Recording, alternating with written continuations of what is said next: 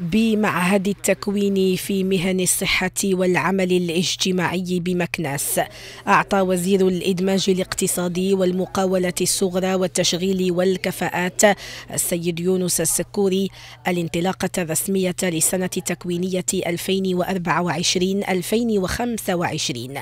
وبهذه المناسبة أشار الوزير إلى أن هذه السنة الجديدة تمثل خطوة مهمة في تنفيذ المشاريع الاستراتيجية لخارطة الطريق الملكية للتكوين المهني، مع زيادة كبيرة في عدد الموارد البشرية وفتح مؤسسات جديدة.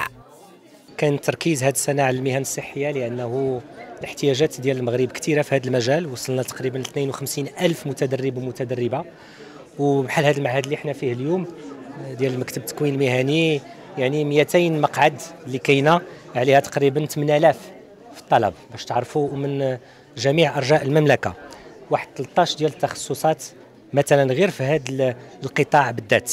اجمالا بالنسبه للقطاع التكوين المهني، لا القطاع الخاص ولا القطاع العام، وصلنا ل 680 الف متدرب ومتدربه، تقريبا اكثر من النصف ديالهم في السنه الاولى.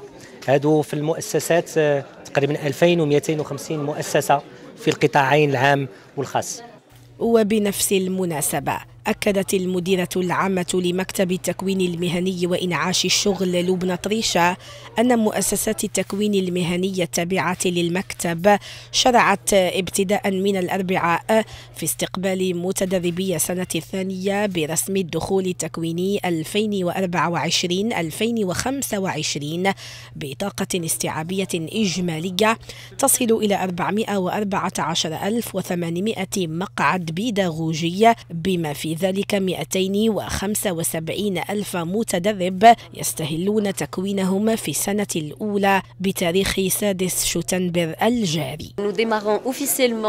نعطي اليوم الانطلاقة الرسمية لمشاريعنا القطاعية المتعلقة بالصحة، وذلك من خلال 3 معاهد للتكوين في مهن الصحة والعمل الاجتماعي، وهي المعاهد التي تم إنجازها في إطار برنامج للشراكة على مستوى مدن مكناس ووجدة وبني ملال. كما ينضاف إلى هذه المعاهد الثلاثة معهدين للتكوين في مهن الصحة بكل من مدينتي الرباط والدار البيضاء. وحسب معطيات لمكتب التكوين المهني وإنعاش الشغل، فإن المعاهد الثلاثة المتخصصة في مهن الصحة والعمل الاجتماعي بكل من مكناس وبني ملال ووجدة، التي تم إحداثها في إطار نموذج للشراكة بين القطاعين العام والخاص بمساهمة وزارة الصحة والمهنيين، ستؤمن طاقة استيعابية إجمالية تبلغ على التوالي 768 و624 و768 مقعدا بيداغوجيا، أي بطاقة إجمالية تصل إلى 2160 مقعد بيداغوجي.